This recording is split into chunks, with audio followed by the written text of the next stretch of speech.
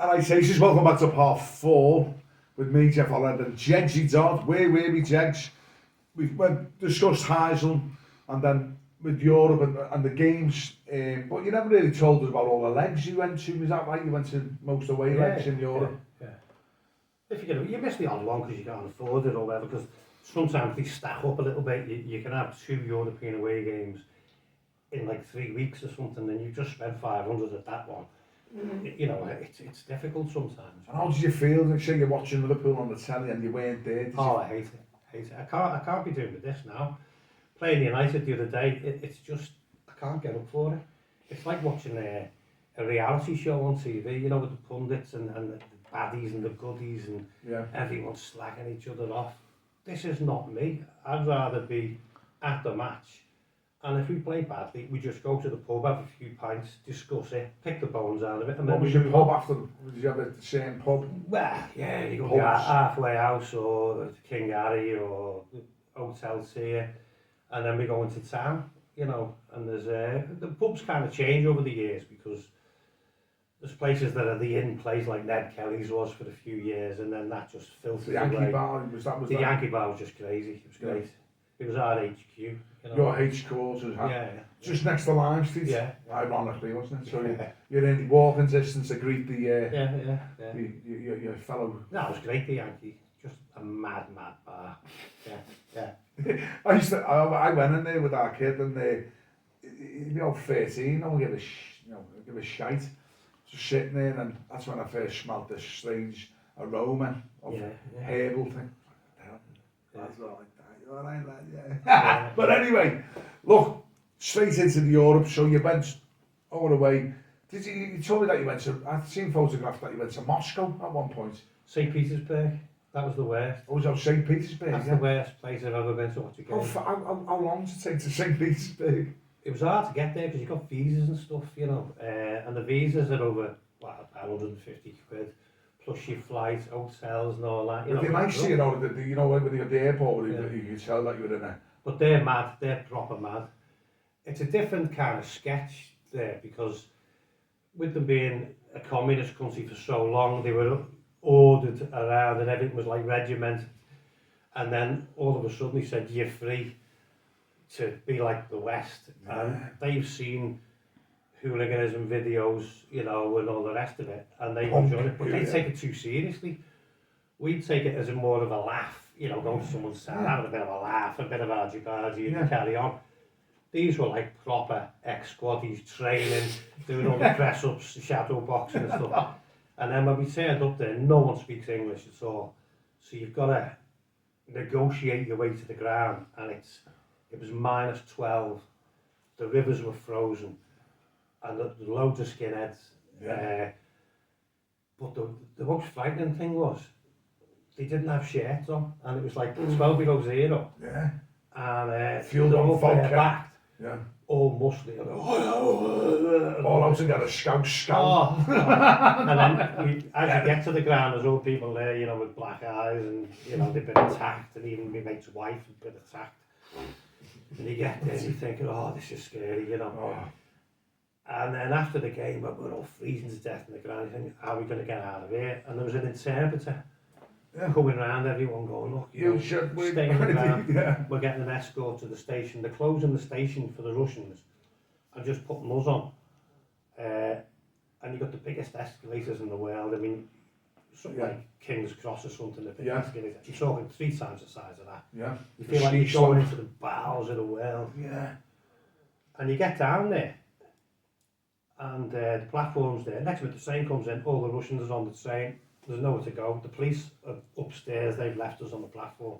Ambushed. So you're all on the same train then. Dead scary. And then some of the lads are going, oh yeah, we've got a pub sussed, you know, we're going up the road here, you know. And it was an English name as well called, well, the night before, they'd all gone to a pub called the Liverpool Arms, and I went, I'm not going to a pub called the Liverpool Arms in Russia.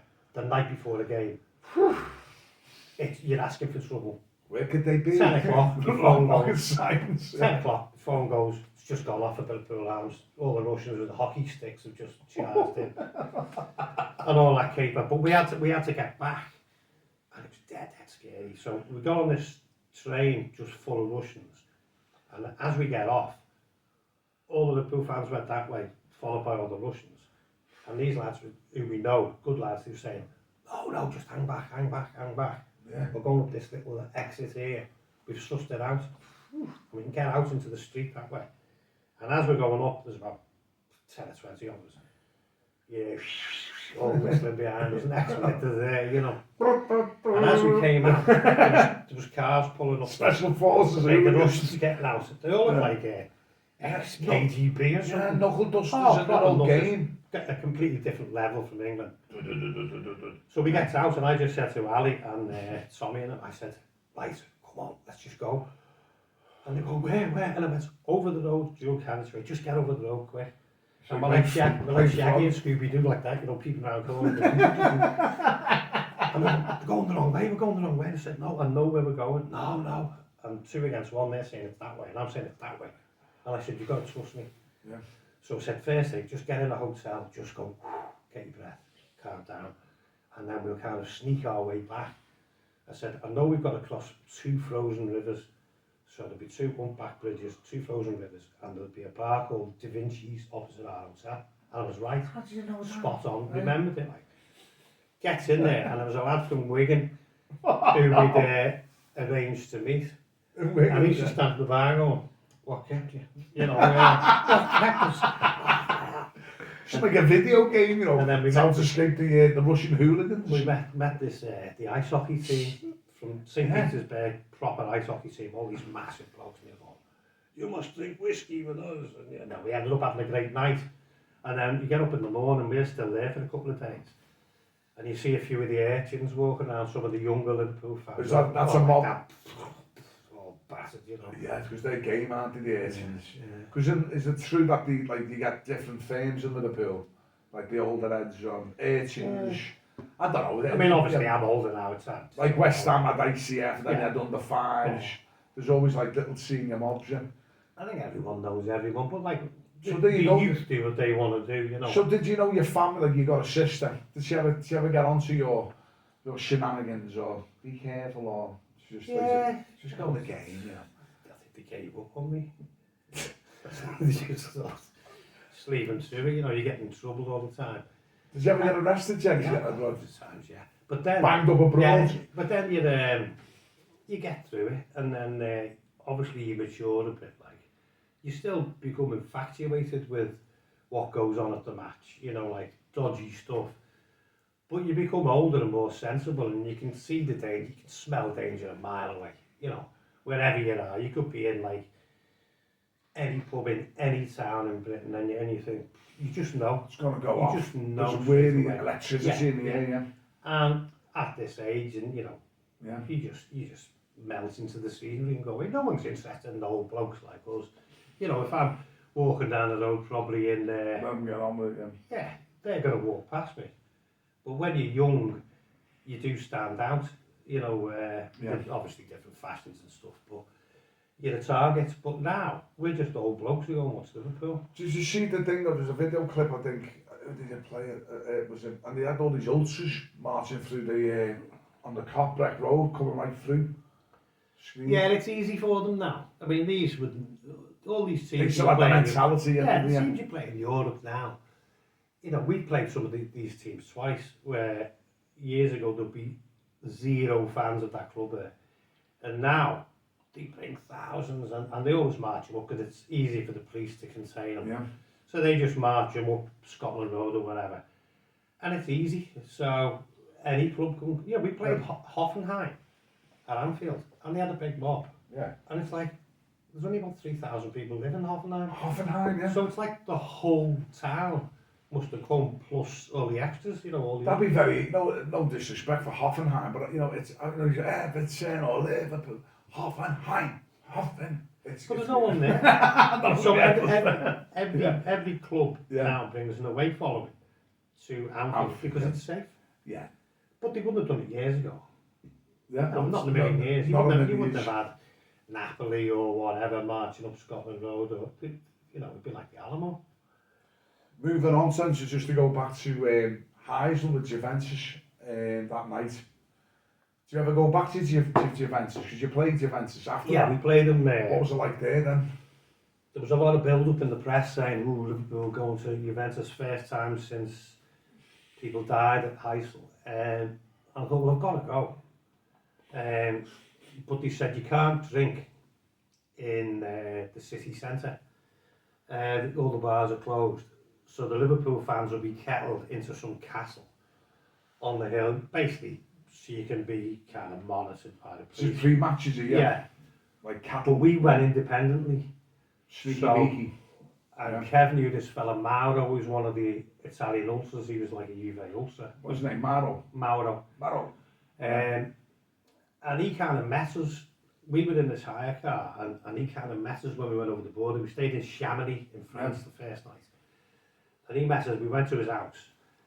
Invited out, no rivalry, no just... No. He knew them from years ago. And then he said, oh yeah, I'll take you to this bar and all that. And I thought I was safe with him. And then Kev was phoning a few, younger lads.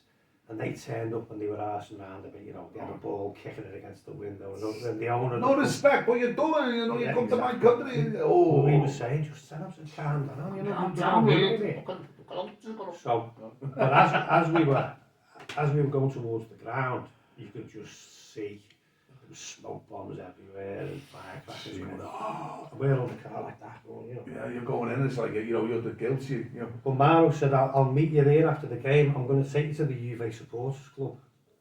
And straight away I said to Kev, don't feel comfortable with that. Yeah.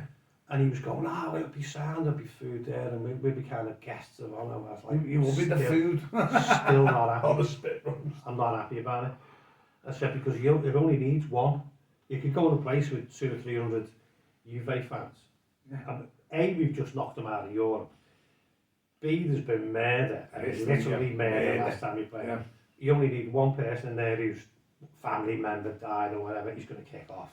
Yeah. And then there's just going to be chaos. So we came out the ground, and Liverpool had this huge away following. No one wearing shirts, everyone dressed in black. Yeah.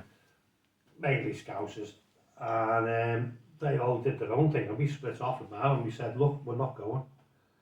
And he went, what do you mean? I've organised, everyone's going to be there. And I went, yeah, but it's going to be tough. Did you feel it instinctively, Jegs? Yeah, you just felt. Did you swear it, or did you? Yeah, so we swear that we said, we'll go anywhere else. Yeah. But we're not going to use like Taunton. So we ended up going to this Hard Rock Cafe place on the outskirts of Chile. So we get in there and having a few berries, and he's the only Italian, even though everyone knows him, he might be able to stop it, because there was like lads in there on the phones and all that, they were all pointing at us, and there was vans pulling up and people getting out, they're all staring at us. We can't control armies, we got our backs against the wall, and I remember having something to eat, and he said, oh, don't worry, my friend is coming soon. I'm thinking, yeah, but he's not going to do much, is he, And we thought, we're not safe here at all. And then next minute, it's like the door comes off the hinges, this fella comes in. Yeah. And it was like, Mr. Biggs just walked in. And he was like the cock of Torino, the rivals. The rivals, yeah. And the whole place just went, they all looked at him and thought, and then they all started speaking amongst themselves, everyone ignored us then, because he'd give us the seal of approval. Oh yeah. But I still wasn't happy till we got the key in the door of the hotel. Did you get a buzz out of this, Jegs? Or the adrenaline, or did you freaking... You do get a weird kind of, the danger, the adventure kind of thing. Yeah, because you think, even like going to league games in the 70s or 80s, you'd be West Ham or Chelsea away, or played Millwall a couple of times, you think, this could go badly wrong. It's crazy. But it's a laugh, and then you bond with your mates, and lads I was running around like a loon when I was like 17, 18, are still really good mates now. So we've kind of gone through it together. Do like fellow hooligans recognise, like fellows like, yeah, he's a match goer, because you're on a video singing Don't Worry About a Thing in the middle of the East End. Oh no, that was used to be doing Croydon before we played Palace. We walked in there, and there was like a load of Millwall fans there. Shame with the Millwall, yeah. And they were basically like, what are you doing here? And we were saying, Fucking Scars is coming in and fucking... We're going to the match. And he said, why don't you come back here after the game? And we were thinking, could be a setup, don't know. But we're getting old now, so no one's that arsed about us. So we're at the match, and then we're coming back, and there's a bit of a walk back to Croydon from Palace. And then my mate from Kirby, who's with us, went, hang on a minute, I know them lot in that pub over there, let's go over. And there was a minibus of 13 from Kirby. Yeah. Where you going? Oh, we're going to this pub to meet the milk. Do you want to? And I went, oh, hang on, this is a bit mad. We're going to have to stagger. We can't just all walk in together because it looks wrong, you know. So we staggered it, went in, and they were all in there having a bit of a do for some lad who was going to live in Scotland. And we just walked in, and for some reason I was just going to karaoke, and it just, everyone was Lifted spirits, brothers in arms. Yeah, yeah. So it can end up great, you know, and then that's... I think We've got Tottenham fans now, you know, who years ago you wouldn't have spoke to. And now, if you're away at Tottenham, you can go for a pint with them after the game in the Tottenham pub. You know, even like in Madrid, we were Liverpool completely took over Madrid, and there wasn't that many Tottenham. But we did, I'll be going up the escalator, and everyone's going, what's all Tottenham here? And the first three that came up went, oh, what, Jegsy, what are you doing here, man? Yeah. And he said, I don't know them. I said, I know this sounds weird, but the league game at Anfield a couple of months before, I actually took them out on the air in Liverpool. I said, because Bucko knows him from London, he lives in London.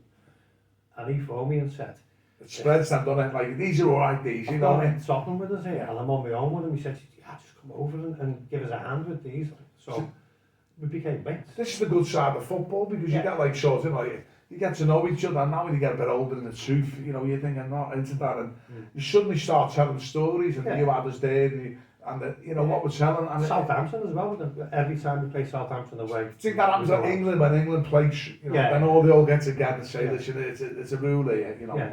You're here to represent. Yeah, England fans, they all meet each other. Do you ever go with England? No. They would share their hate for Liverpool. You know, get your views.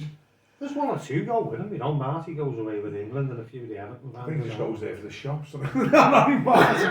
Well, stand by for part 5. I'll be seeing you very soon. Take care.